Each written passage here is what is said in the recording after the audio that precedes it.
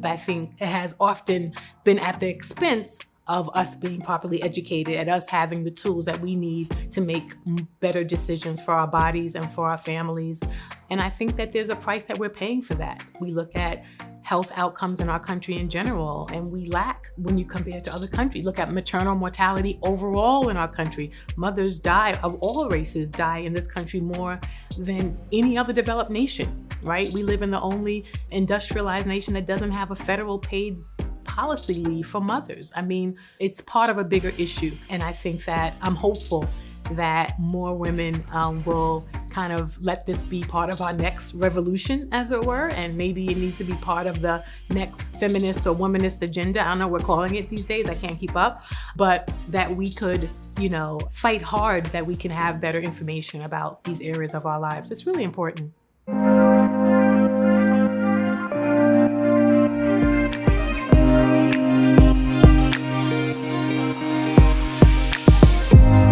Welcome to the Woman's Doctor podcast, helping empower women to embrace their body and soul's full potential.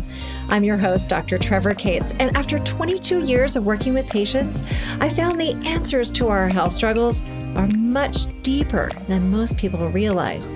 To help explore this, I'm interviewing colleagues and other wellness experts to get to the root cause so women can realize their true beauty and be informed decision makers for themselves and their loved ones. It is well established that minority groups in the United States experience more illness, worse outcomes, and premature death compared with whites. Unfortunately, racism and discrimination continue to be deeply ingrained in the social, political, and economic structures of our society. So I wanted to dive into some of these challenges in today's episode of the Woman's Doctor podcast.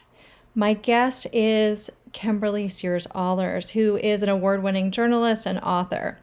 As a child, Kimberly struggled with a speech impediment and lost herself reading books and writing poems. Today, she brings her unique understanding of the power of effective communication and her decades of experience as a journalist to her passion for maternal health. Her own birth experience and early days of motherhood inspired her to take this journey. At the hospital, she felt disrespected and voiceless, and weeks later, she struggled to find support. She suffered with postpartum depression, and like far too many women, she found herself lost in the gaping hole between the idyllic images of motherhood and breastfeeding and her own personal experience. She felt isolated and alone and vowed to make sure fewer women have to suffer the same fate. Today, we cover some of the biggest myths facing women and some risks that women of color in particular face. This and much more on today's episode of the Woman's Doctor podcast. What set you on your path to specialize in what you do? I started on this path because when I was pregnant, and I probably as a journalist over-researched myself into a rabbit hole, but I was deeply concerned, one, about the things that I was learning about the ways that society doesn't support mothers with policies and things like that. But more specifically, as a Black woman, what I was learning about the disparities in birth outcomes, pregnancy outcomes, breastfeeding outcomes, it was all horrible and terrifying. And I had no idea. I was finishing up grad school at Columbia at the time, so I was blessed to be educated, blessed to not be poor, and just had no clue that those were not protective factors for me and that I was still at these terrible risks. And so that really concerned me. And I think as a journalist, I didn't find the answers that were acceptable. At that time, there wasn't this conversation about the ways that Black women are treated. There wasn't a conversation about the ways that there are disparities in care. And so I started really going down this path of answering these questions. And that led to my very first book that was published by HarperCollins, really looking at pregnancy and childbirth from a sociocultural perspective, asking the questions of why, what is going on in women of color's life that could be impacting the birth outcomes. And so that book really became the transition point for me to begin speaking about these issues, writing about them, and then that led to greater, deeper dives with community engagement work. So That's really my transition. I had my own personal experience, including what happened to me during childbirth, that inspired me to look at this issue differently. What is some of the misinformation and where does it come from? It's such a interesting area because there is so much misinformation. I find that I've learned through this work that, when it comes to our own bodies, women are often the most malinformed and misinformed or disinformed around these issues. And I think that's something that we carry, right? It starts for many people not knowing about their bodies in terms of how childbirth actually works, what your body can actually do. It continues when we don't know about breastfeeding and how we actually can make food. That's our superpower.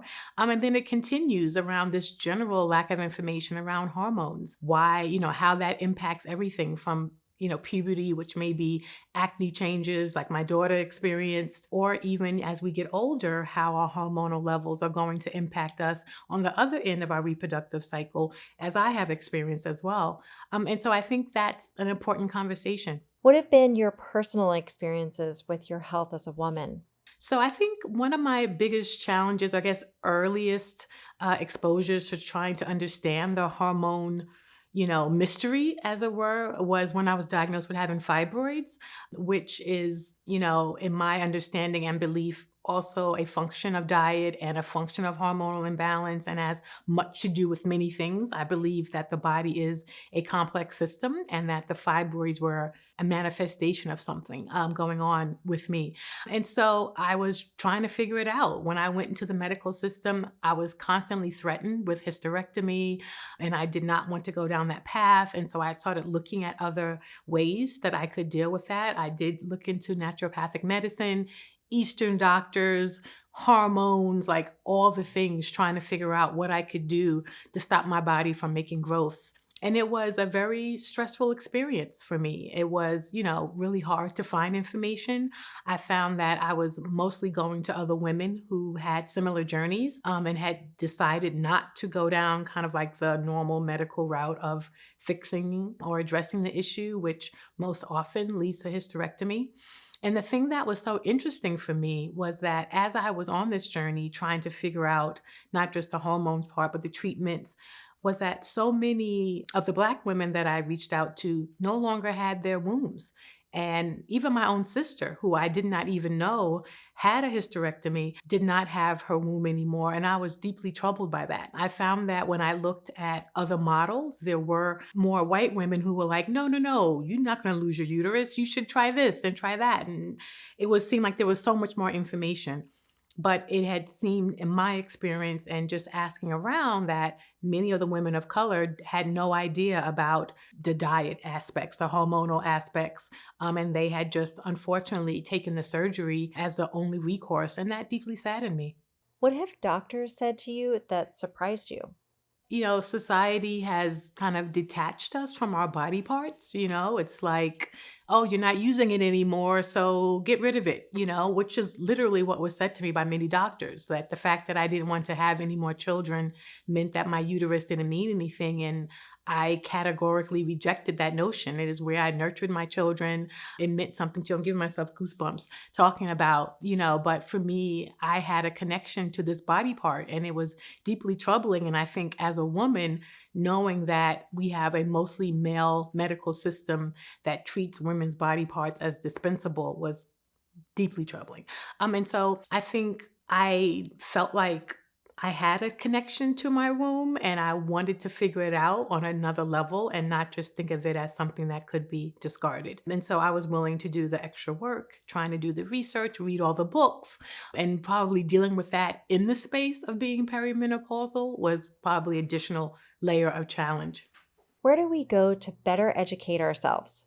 Well, I think education is so important. I mean, there's so much that we don't know, that we don't know where to go to educate ourselves. I had people sending me books. I mean, literally, people from other countries sending me books about hormones, about the ways like the intersection of the fibroids and perhaps and being perimenopausal might be creating a unique set of circumstances for me, since I was in my mid 40s at that time. And it was just like, lots of, you just don't know. where to go. That was, I think, the most frustrating part. And so I would want all women to actually have clear, credible resources that they can go to learn, not just about what could be happening as a result of hormonal imbalances in their body, but certainly how that impacts you going forward. I still have my ovaries, and so I am maybe in menopause soon. I don't even know if I'm there. And so I still have more education to do for myself on that area as I'm learning to navigate this experience, and also know that pretty much when doctors speak to me still, it is just about some of the more common estrogen replacement drugs, and no other real conversation about how we can handle that. And I think the most important thing for me in this conversation is just understanding that when it comes to things that are with women's bodies, we tend to have a lot of lack of information or misinformation. There is probably more research on erectile dysfunction than there is I know there is on breastfeeding, something that women's bodies do. And so when we look at this issue, it's a women's issue, that we are not being properly informed, that we feel like we only have one option, and that we don't really know how our bodies work. And for me, that's a women's issue that we should all be concerned about, and that we should be riled up about, regardless of where we are in our reproductive cycle. We've come so far, but why are we still here? Why are we still here, right? That is the question. And I think what actually concerns me more than why are we still here is why aren't we more upset about where we're at as women? And I think that when we look at the ways that our lives, our reproductive journeys have been commercialized, and so we're focused on the money-making aspects, but not our own personal education. I think that's part of the reason why we're here, is because, we live in a capitalist society where the money-making part is important, and that's not to say it's not, but I think it has often been at the expense of us being properly educated, and us having the tools that we need to make better decisions for our bodies and for our families. And I think that there's a price that we're paying for that. We look at health outcomes in our country in general, and we lack when you compare to other countries. Look at maternal mortality overall in our country. Mothers die, of all races, die in this country more than any other developed nation, right? We live in the only industrialized nation that doesn't have a federal paid policy leave for mothers. I mean, it's part of a bigger issue. And I think that I'm hopeful that more women will kind of let this be part of our next revolution, as it were. And maybe it needs to be part of the next feminist or womanist agenda. I don't know what we're calling it these days. I can't keep up. But that we could, fight hard, that we can have better information about these areas of our lives. It's really important. What is happening with mothers in the US? For me, when we look at the health of a country's mothers and babies, it's a reflection of their values, right? It's a reflection of what they really value, what matters to them. And when we look at what's happening to women and mothers in the US, it tells us that actually we're not valuing that in the way that it should, right? We're not creating space for women to deal with what's going on with them. We know that after birth, during birth and afterwards, lots of hormonal changes, lots of it affecting the postpartum depression rates, which are skyrocketing in this country. So there's so many layers to it. And, the answers are complex, and hopefully people will continue to work on them because we deserve better. How has history impacted the way women of color are treated? Every culture has their own relationship to their body, right? Think about the history of Black people in this country. We were brought here and enslaved and never owned our bodies, particularly Black women. We know that there was a history of rape and all types of violent behavior toward Black women. If you look at the medical field, OBGYN, it was literally created by using enslaved women for experimentation, right? Their bodies were used as the foundation of the OBGYN field. And so we look at this history of who has exerted authority and power, particularly over Black women's bodies, then you can understand why they may be in a more fraught relationship about understanding their body and then exerting that autonomy in other spaces, right? When dealing with providers and in the medical system. So I always try to honor that. We see this a lot in our maternal health work, where because Black women's bodies have been hypersexualized, the idea of breastfeeding feels so much bigger, because you could be potentially, unknowingly, and sometimes a baby does what a baby does, exposed exposing a sexualized body part. And that's a big deal, right? And so we try to really understand that history because that history has impacted how we were raised. I was raised in a home where we definitely didn't talk about these things. I remember getting my period and my mother said maybe 2 lines and gave me some newspaper and told me to wrap my pads in newspaper. I didn't understand what that meant. Was this a media message? I was confused. But she was, very big on privacy and cleanliness and all these things. And I think part of that is a response to a stereotyping of Black people as not clean, right? As and whose bodies are not clean. And so, we've been responding to the historical trauma of enslavement through generations, and that continues. And I think many Black parents in my own circle right now are in a transition point of saying, oh, we're not doing that anymore. Now we get what that was, and we're trying something new with our own children and for ourselves. And part of that is reclaiming traditions that we know were in our community before we even got here, whether that's foods, which were used as medicine, herbs, all these other things, which were traditionally things that were done in African communities. And so I think that work is very inspiring to me to help break some of the cultural taboos that still exist in the Black community, not just about our bodies, but our ability to speak up for ourselves. I would also say that what we have found in my work, that it can be a double-edged sword because Black women often, when speaking up in traditional medical fields, are often ignored. They may be treated harshly. They may receive repercussions because they are not being respected by many providers, unfortunately. And so, that's a challenge, right? We're telling people to go out there, ask questions, know your body, know yourself. But we need to understand that knowledge is not viewed by all as welcome, right? It's actually viewed as threatening and not welcome in many areas where there is still this idea that Black people are here and other people are up here, right? And so that's a much bigger process that will continue long after I'm gone. But I'm hopeful that the work will continue so that we can actually get to a place of true education, true level playing field for everybody, and that people can actually be empowered and supported in acting on the decisions that they make about their bodies. What do you think has contributed to this?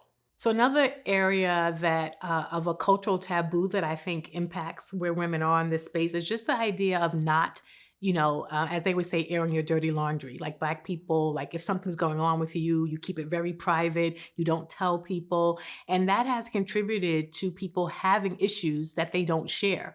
And so one of the most important things that we're doing, whether we're talking about fibroids or hormones or, mistreatment, is to create conversation. Because I think one of the things that we have learned culturally is that you don't tell people your business. And that's a big barrier to getting healthy care. What have you found in your work? The thing that's interesting is to remember that there really was, quote unquote, scientific evidence around a number of things that were just racist about Black people. And there was literally science and, quote unquote, research that said that Black people did not experience pain at the same levels as white people. It was taught in medical schools, and we've seen this kind of perpetuated. And this idea that Black people don't experience pain in the same levels is something that we see a lot in our work, in our Black maternal health work, the ways that Black women are ignored and dismissed about their pain, which has often led to death in many instances, is deeply troubling. And the fact that Black women cannot be seen and heard for their full experience and that they are not believed is a big problem. And I think it's why many people are thinking about looking outside the medical system. I think that's why more Black women are looking to their sister circles as a source of information versus quote unquote experts in other areas. And, it's an important movement to note. What are the risks for women of color in labor and delivery? According to the CDC, Black women are 243% more likely to die from pregnancy and childbirth complications than white women. I live in New York City, where the Black maternal mortality rate is 12 times that of white women. And so when we look at these great disparities in terms of morbidity as well as mortality, it's very scary and it's shocking, and it should be shocking to us all to start asking the question. But in many of those stories, right, I'm thinking about a woman named Kira Johnson, who is actually the daughter-in-law of Judge Hatchett. She died in LA a few years ago, literally in the hospital. She had just had a C-section. She was complaining that she wasn't well. She was ignored in the hospital, right? And to the point where her husband was asking for help. She was turning different colors, just being ignored, being dismissed as what she was saying was not important. By the time they took her into the hospital, she had over 7 liters of blood inside of her, and she died in the hospital because no one believed her or her husband that she was saying in pain. It happens all the time. We had a young sister, Amber Rose Isaac, who died in New York City in April of last year. Similar story, was saying she was in pain, was saying that something wasn't right, was able to tell them that her blood pressure was elevated. She was not believed, and she died while they were performing the C-section when it was too late. And so there's just way too many stories. Dr. Shanice Wallace, a pediatrician in Indiana, died last year. Again, someone in the medical field who you would think might get more attention, died during childbirth. The list goes on, too many names. Shayasia Washington died in Brooklyn within this past year during the pandemic. I mean, too many names. And so when we look at this pattern, we can't ignore that there is an element of racism, that where providers treat people differently. The fact that there's a disparity means that they're getting it right for somebody, just not for everybody. And that's the part that's not okay. And this is what we see in our work, things that we're finding in the Earth app, these discrepancies in how people are being treated. You know, we're seeing people say they're being yelled at, they're being threatened. I mean, all of it is unacceptable. And if we don't have respect, then why are you even in this field if you can't respect people? That's my question. And so we're really trying to work on eradicating that so that women can actually have healthier lives. But you can't get healthy in a system that disrespects you, doesn't see you, ignores you, treats you poorly. That's not going to work. What do you think needs to be done for change? There is a momnibus bill that was recently introduced. It includes a host of legislative efforts that some are specific to Black maternal mortality, others are just around many issues of maternal health in our country. So we're hopeful that we will get the policy change, the legislative change, and to the most important point, the accountability that could help the hospitals do better and for providers to do better. But we do need federal support for it to happen.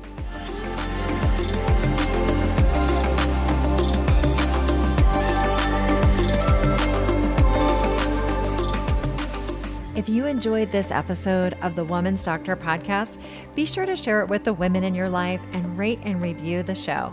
And to learn all about balancing your hormones, join us for the Hormones, Health, and Harmony 9-part documentary series at hormoneseries.com.